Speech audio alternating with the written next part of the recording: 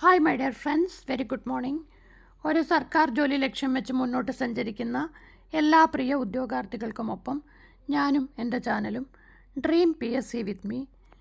ഇന്നത്തെ നമ്മുടെ വീഡിയോയുടെ പ്രതിപാദ്യ വിഷയം യൂണിവേഴ്സിറ്റി LGS പരീക്ഷയുടെ ഇതുവരെയുള്ള അപ്ഡേറ്റിനെ കുറിച്ചാണ്. യൂണിവേഴ്സിറ്റികളിലെ LGS തസ്തികയ്ക്ക് PSC ആദ്യമായിട്ട് വിളിച്ച നോട്ടിഫിക്കേഷനാണ്. PSC പ്രിലിംസും മെയിൻസുമായിട്ട് സ്ക്രീനിംഗ് ടെസ്റ്റ് ഉൾപ്പെടെ 2 ഘട്ട പരീക്ഷ നടത്തി. ആ 2 ഘട്ട പരീക്ഷയും വിജയിച്ച് ലിസ്റ്റിൽ ഉൾപ്പെട്ട കുറേയേറെ നിഷ്കളങ്കരായ ഉദ്യോഗാർത്ഥികളാണ് ഈ ഒരു പ്രഹസനത്തിൻ്റെ ബലിയാടുകളായത്. ശരിക്കും സങ്കടം തോന്നും. കുറേയേറെ പേര് ഇപ്പോഴും മെസ്സേജ് അയക്കുന്നുണ്ട്, പുതിയ നോട്ടിഫിക്കേഷൻ എന്നത്തേക്ക് വരും, പുതിയ നോട്ടിഫിക്കേഷനിൽ അന്ന് അപ്ലൈ ചെയ്ത ഏജ് ഓവറായ ഉദ്യോഗാർത്ഥികൾക്കും അപേക്ഷിക്കാൻ ഒക്കുമോ തുടങ്ങിയ ഏറെ കാര്യങ്ങളെക്കുറിച്ച്.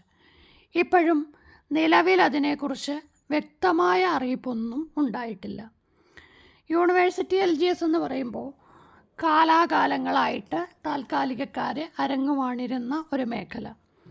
അതല്ലെങ്കിൽ തങ്ങളിൽ നിന്ന് മക്കളിലേക്ക് അങ്ങനെ ആ ഒരു സമ്പ്രദായത്തിലൂടെ കൊടുത്ത് കൈമാറി വന്ന ഒരു പോസ്റ്റാണ് യൂണിവേഴ്സിറ്റികളിലെ LGS.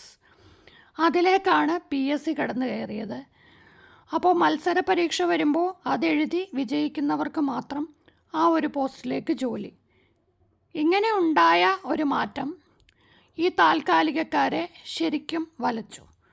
അവർ അതിനെതിരെ കണ്ട പ്രതിവിധിയാണ് യൂണിവേഴ്സിറ്റി LGS പരീക്ഷയ്ക്കെതിരെയുള്ള കേസ് അല്ലെങ്കിൽ സ്റ്റേ. കാരണം സാധാരണക്കാർക്ക് ഒരിക്കലും ഈ ഒരു ബൈലോയിലുള്ള ക്ലോസ് മനസ്സിലാവത്തില്ല. യൂണിവേഴ്സിറ്റിയുടെ ബൈലോയിൽ ഡിഗ്രിക്കാരെ ഒഴിവാക്കിയിട്ടില്ല.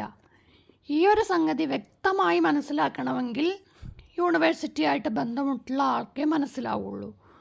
അതിൽ നിന്നാണ് കുട്ടികൾ ഇതിനെതിരെ കേസ് കൊടുത്തത്. അപ്പോൾ ഈ ഡിഗ്രിക്കാരുൾപ്പെടെ കേസ് കൊടുത്ത ആ ഒരു വിഭാഗത്തിന് താൽക്കാലികക്കാരുമായിട്ട് തീർച്ചയായിട്ടും നല്ല ബന്ധമുണ്ട്. ഇപ്പോൾ നമ്മളല്ല വിജയിച്ചത്, അവർ തന്നെയാണ് വിജയിച്ചത്. ലിസ്റ്റ് റദ്ദാക്കി. ഇപ്പോഴും താൽക്കാലികക്കാർ തന്നെയാണ് ആ ഒരു മേഖല കൈകാര്യം ചെയ്തുകൊണ്ടിരിക്കുന്നത്. ശരിക്കും പറഞ്ഞാൽ ഇപ്പോൾ കോടതിയുടെ നിയമവും തീരുമാനവും ഒക്കെ ആയ സ്ഥിതിക്ക് ഇനിയിപ്പോൾ നോട്ടിഫിക്കേഷൻ PSCക്ക് പ്രസിദ്ധീകരിക്കാവുന്നതാണ്. അതിൽ തന്നെ അന്ന് അപേക്ഷിക്കാൻ സാധ്യതയുള്ളതും ഇപ്പോൾ ഏജ് ഓവറായ ഉദ്യോഗാർത്ഥികളെ അതിൽ ഉൾപ്പെടുത്താം. ഇനിയിപ്പോൾ ഒരു നോട്ടിഫിക്കേഷൻ വരുമ്പോൾ ഡിഗ്രിക്കാർക്കും എഴുതാം എന്നുള്ള ആനുകൂല്യത്തിലായിരിക്കും ആ നോട്ടിഫിക്കേഷൻ ഉണ്ടാവുക. എനിവേ, നോട്ടിഫിക്കേഷനെ കുറിച്ച് അറിവില്ലെങ്കിലും അന്ന് നമ്മൾ പലതവണ പറഞ്ഞു യൂണിവേഴ്സിറ്റി LGS തസ്തികയ്ക്ക് ഒരുപാട് വേക്കൻസികളുണ്ട്, അതുകൊണ്ട് തന്നെ നിങ്ങൾക്ക് ജോലി കിട്ടാൻ സാധ്യത കൂടുതലാണെന്ന്. അതിനെ തെളിയിക്കുന്ന ഒരു റിപ്പോർട്ടാണ് നിങ്ങളിവിടെ കാണുന്നത്. സർവകലാശാലകളിലെ കരാറടിസ്ഥാനത്തിൽ അല്ലെങ്കിൽ ദിവസവേതനത്തിലെ ജീവനക്കാരുടെ എണ്ണം. കരാറടിസ്ഥാനത്തിൽ കേരള സർവകലാശാലയിൽ തന്നെ 1000-ഓളം പേര്. MG, കാലിക്കട്ട്, കണ്ണൂർ, ക്യുസാറ്റ്, ശ്രീ ശങ്കരാചാര്യ സർവകലാശാല, എഴുത്തച്ഛൻ സർവകലാശാല, APJ അബ്ദുൽ കലാം സർവകലാശാല, ശ്രീനാരായണ ഗുരു ഓപ്പൺ യൂണിവേഴ്സിറ്റി. ഏകദേശം ഇതെല്ലാം കൂടെ കാൽക്കുലേറ്റ് ചെയ്താൽ തന്നെ 3500 പേരാണ് താൽക്കാലികമായിട്ട് അവിടെ ജോലി ചെയ്യുന്നത്. ഇതിൽ എംപ്ലോയ്മെൻറ്റ് എക്സ്ചേഞ്ച് വഴി വന്നിരിക്കുന്നത് വെറും 150 പേര്. അപ്പോൾ അതിൻ്റെ അർത്ഥം ബാക്കി താൽക്കാലികക്കാർ ഇപ്പോൾ പ്രസൻ്റ്ലി ഉള്ള താൽക്കാലികക്കാരുമായി കണക്ട് ചെയ്ത് ഇങ്ങോട്ട് മുന്നോട്ട് കൈമാറി കൊണ്ടുവരുന്ന ഒരു തസ്തിക. ഇതിനൊരു മാറ്റമുണ്ടായെങ്കിൽ മാത്രമേ ഇനിയൊരു യൂണിവേഴ്സിറ്റി LGSൻ്റെ നോട്ടിഫിക്കേഷൻ ഉണ്ടാകൂ. നിങ്ങളൊന്ന് ചിന്തിച്ച് നോക്കുക. ഈ നോട്ടിഫിക്കേഷൻ വന്നാൽ തന്നെ വീണ്ടും ഇതുപോലെ പരീക്ഷകളൊക്കെ നടത്തി നമ്മുടെ 2-2.5 വർഷം, ഇപ്പോൾ 2.5 വർഷം പാഴായ ഉദ്യോഗാർത്ഥികളാണ് ഈ ലിസ്റ്റിലുള്ളവർ. അപ്പോൾ ലിസ്റ്റ് റദ്ദാക്കുക എന്ന് പറയുന്നത് സിമ്പിളാണ്. ആദ്യമായിട്ട് യൂണിവേഴ്സിറ്റി LGSന് വേണ്ടി PSC നടത്തിയ ലിസ്റ്റാണ് ഇപ്പോൾ റദ്ദായിരിക്കുന്നത്. ഇനിയൊരു നോട്ടിഫിക്കേഷനെ കുറിച്ച് നിങ്ങൾ ഓരോരുത്തരും കൺഫ്യൂഷനും ചോദ്യങ്ങളും ഒക്കെ ചോദിക്കുന്നത് കൊണ്ട് ഞാനൊരു മറുപടി പറഞ്ഞതാണ്.